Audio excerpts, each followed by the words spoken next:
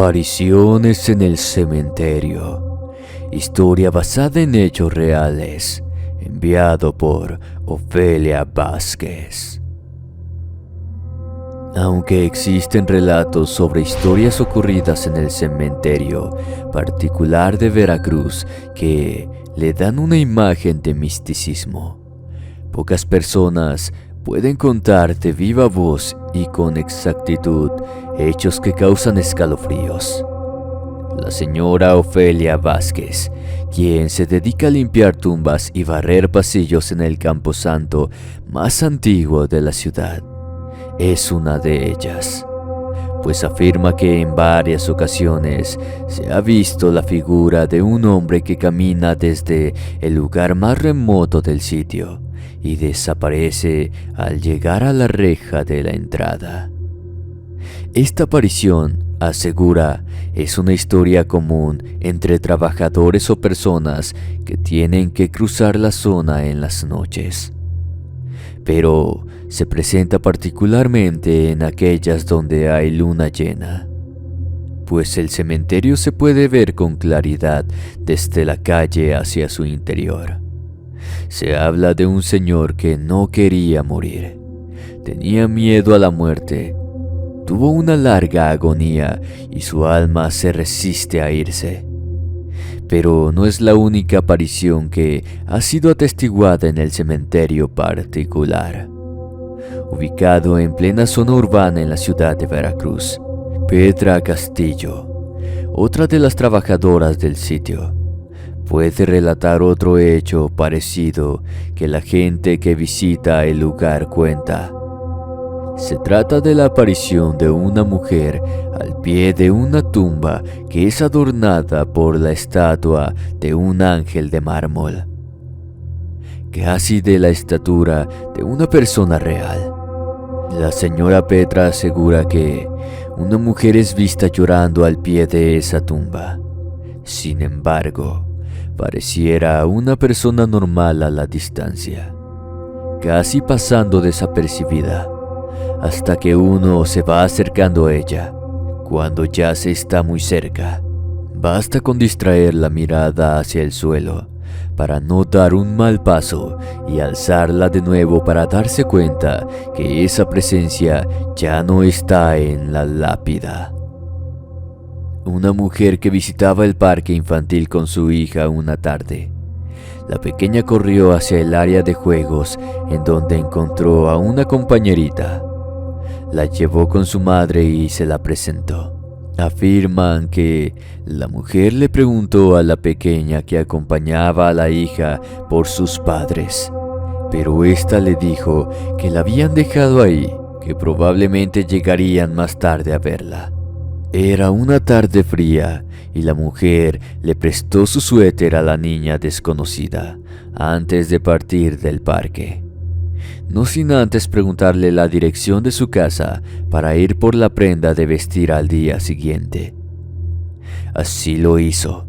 La mujer acudió al domicilio de la niña para recuperar su suéter, y en la entrada la recibió una persona que, al escuchar lo relatado, soltó en llanto y le platicó que la menor de la que hablaba había muerto hacía años. La tumba de la pequeña había sido trasladada al cementerio del jardín, pero en la exhumación se supo que no todos sus restos pudieron ser recuperados. Incrédula, la mujer reclamó, por lo que pensó que era una broma, y fue así que decide llevarla al lugar donde estaba la nueva tumba, y ahí una foto de la niña, con la que pudo confirmar que se trataba de la misma pequeña. Lo más dramático y espeluznante era que sobre la cruz de la tumba se encontraba envuelto el suéter de la mujer, quien quedó paralizada al comprobar que su hija había estado jugando con una niña muerta. Una noche en el cementerio. Historia perteneciente a Regina Carrión. Hace algunos años, en un pueblo pequeño de Michoacán, México, vivían 3 hermanos, el mayor de 16, el de en medio de 14 y el más pequeño de 10. En una noche fría de fin de semana, se fueron a jugar a la Ouija, obviamente sin el permiso de los padres.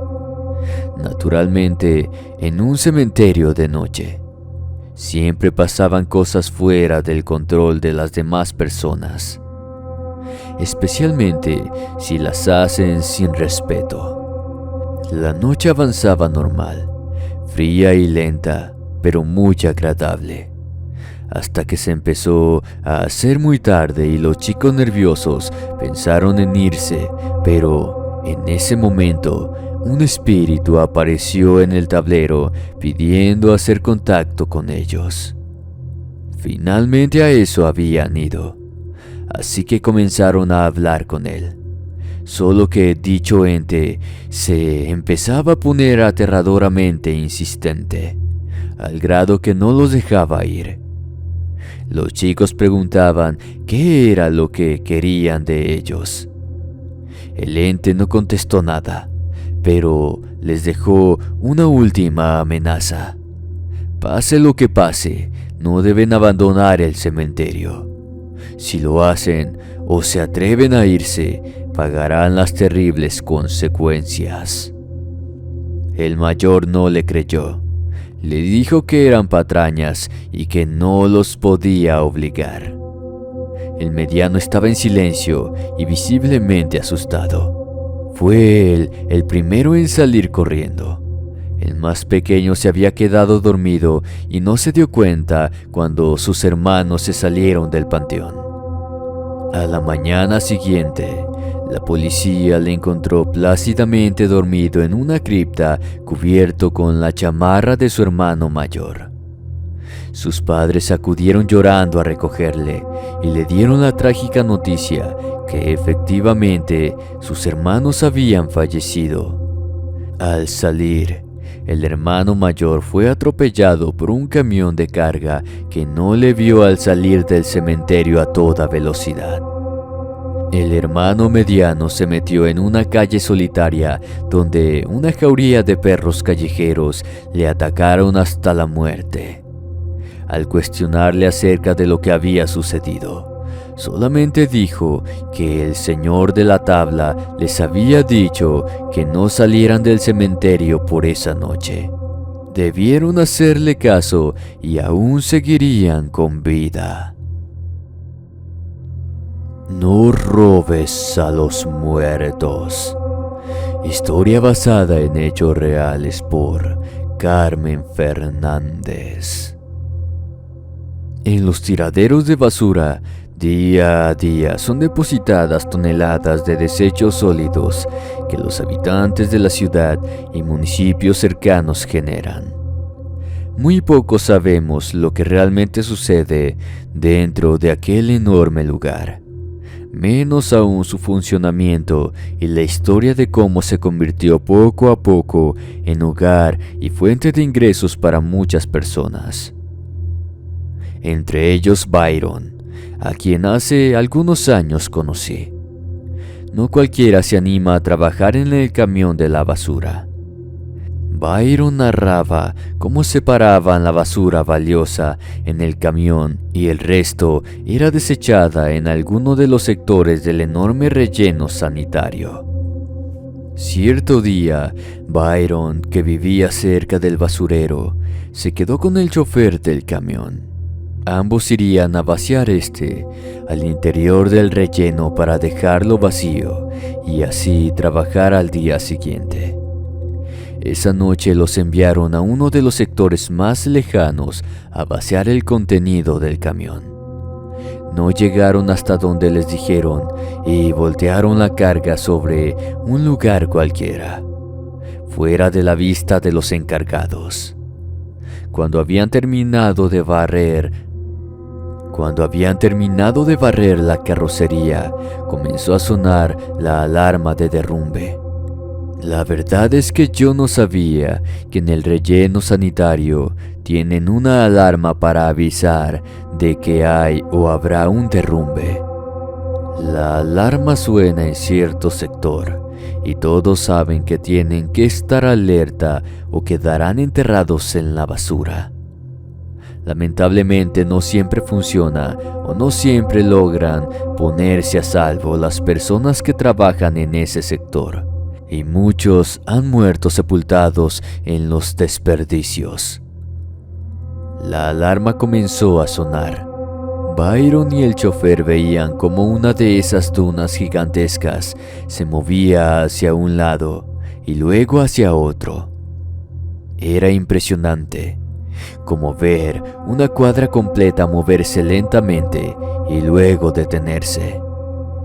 Cuando la alarma se quedó en silencio y la enorme pila de basura se detuvo, algo como una especie de onda expansiva pegó primero contra el camión y luego contra una pared de tierra que estaba a algunos metros del camión.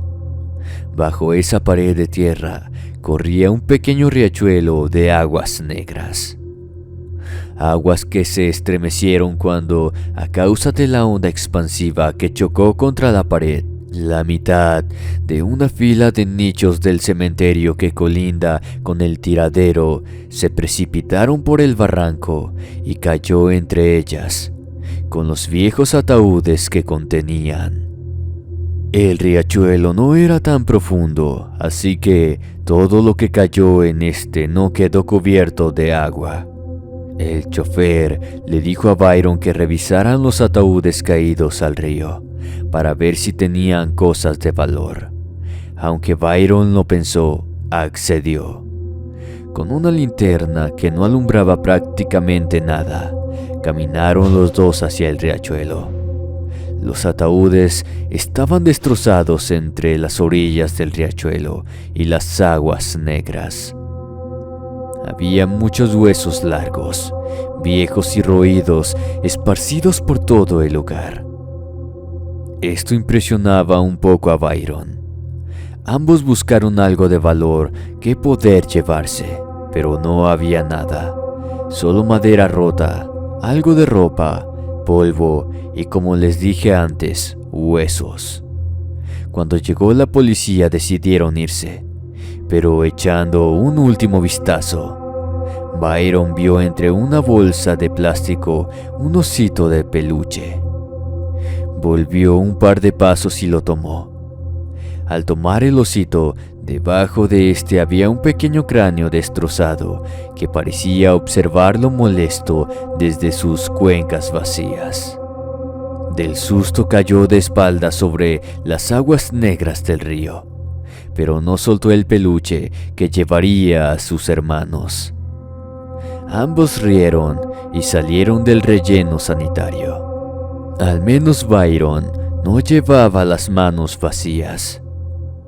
Yo no me imaginé nunca que después de tanto tiempo de entrar y salir del relleno sanitario, no podría olvidar aquella noche en que le juró desearía nunca haber entrado. A partir de esa noche, alguien no le dejó dormir, reclamando a gritos que le devolvieran algo. Byron despertaba sudando sin saber a qué se referían. Luego se escuchaban ruidos de niño, gritos de ira y risas. El pobre Byron estaba aterrorizado. Pensaba que alguien se había metido, pero su madre seguía dormida. Luego vio a un niño sentado sobre la cama de su madre. Se abalanzó sobre él y gritó, ¡no! Al hacerlo descubrió su rostro, y este era un esqueleto con restos de piel aún pegados. Tiró al piso a Byron y comenzó a rasguñar su piel. Sentía como las afiladas uñas desfiguraban su rostro, y el aliento maloliente que salía de la boca de aquel niño invadía sus pulmones. ¡Mamá!, gritó de nuevo Byron, y su madre despertó asustada por el grito de su hijo, que estaba tirado en el suelo, tratando de liberarse de algo que ella no pudo ver. El pobre muchacho llorando le contó a su madre lo que había visto. lo que había escuchado y cómo lo había atacado aquel niño. Fue solo una pesadilla, hijo. No te preocupes, vuelve a dormir. Me quedaré despierta hasta que te quedes dormido. Su madre volvió a encender la vela y entre los dos cerraron la puerta. Afuera hacía mucho aire y el viento elevaba enormes cantidades de basura que parecían pájaros deformes cruzando el cielo que anunciaba una tormenta. «Va a llover, al menos ya no se nos entra el agua», dijo su madre. Y era verdad, habían cambiado las láminas después de que en el último invierno se les inundara todo con las primeras lluvias. De nuevo a eso de las 3 de la mañana, una voz susurrante despertó a Byron. La tormenta afuera estrellaba toda su furia en el pavimento y las humildes casas que rodeaban el relleno sanitario. Nada se escuchaba por el fuerte sonido de la lluvia contra las láminas. Pero por alguna razón aquella voz sí se escuchó claramente y repetía una y otra vez el reclamo de algo que le habían arrebatado. Entre la oscuridad, muy cerquita de él, el rostro de aquel niño, con unos despojos de piel, con las cuencas oscuras y que, aún así, pareciera observarlo fijamente. Abría y cerraba la boca rápidamente sin sonido alguno. Byron, presa del terror, perdió el conocimiento. Cuando despertó, vio a su madre sentada a la orilla de su cama. Lo veía con gesto de preocupación y ternura. «Es por el peluche. Tu madrina vino a hablar conmigo y trajo a doña Carmen. Ella, cuando nomás entró y vio al peluche, dijo que tú lo habías traído del cementerio. Yo le dije que no, que lo trajiste a tus hermanos del relleno sanitario, pero ella insiste. Siente que te robaste ese peluche del cementerio y que trae algo pegado. Pero ella no puede devolverlo. Debe ser tú y debe ser en la misma hora en que lo tomaste.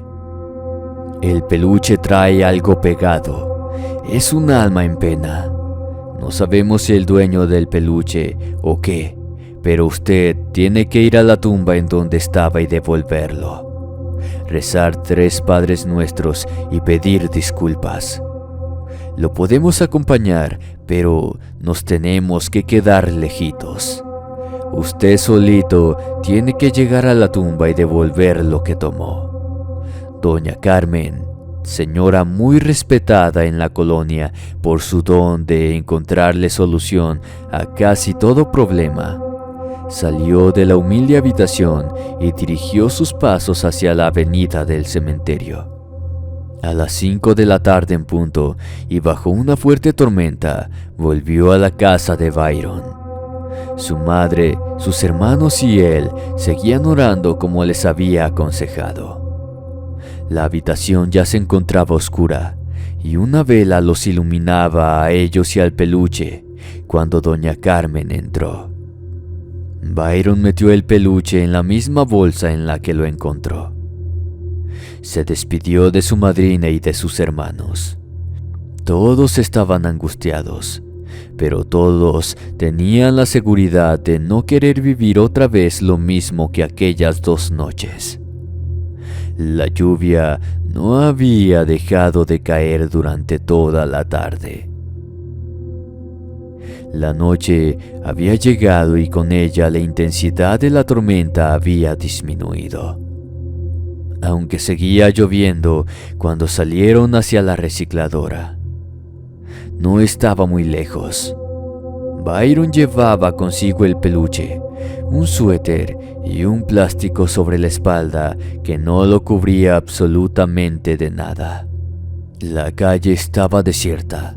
Solamente la luz de los postes reflejaba en los charcos del agua sucia que los acompañaba.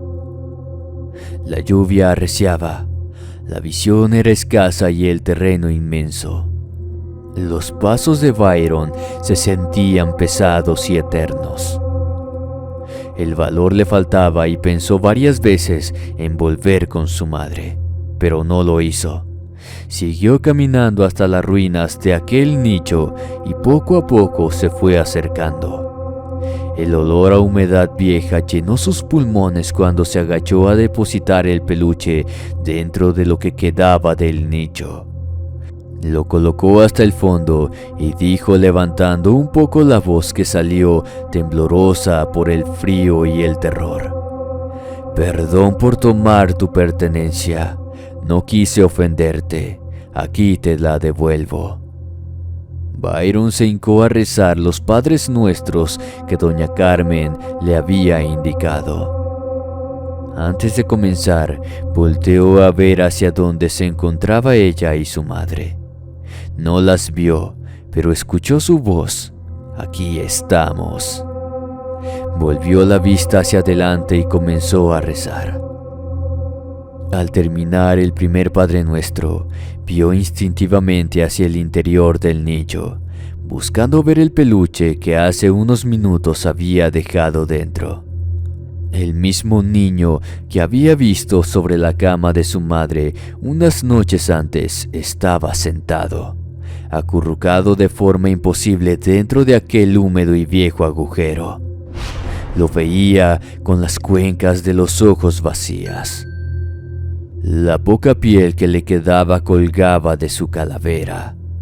Se inclinó un poco hacia adelante y, con un movimiento sobrenatural, acercó su rostro a unos cuantos centímetros de Byron, quien sintió su helado y putrefacto aliento cuando abrió la boca para decir: «No debiste». Y con ese mismo movimiento sobrenatural, se alejó en un segundo de Byron, quien cayó casi inconsciente sobre el barro en que la tierra del cementerio se había convertido. Con los últimos segundos de lucidez, vio cómo aquel niño se perdía entre la oscuridad del nicho, que pareciera eternamente profundo, sintiendo una enorme tristeza y a la vez cómo su madre y doña Carmen lo levantaban entre las dos y lo alejaban de aquel lugar. La lluvia se estrellaba contra su rostro y pronto no supo de sí. Cuando despertó se encontraba en su cama.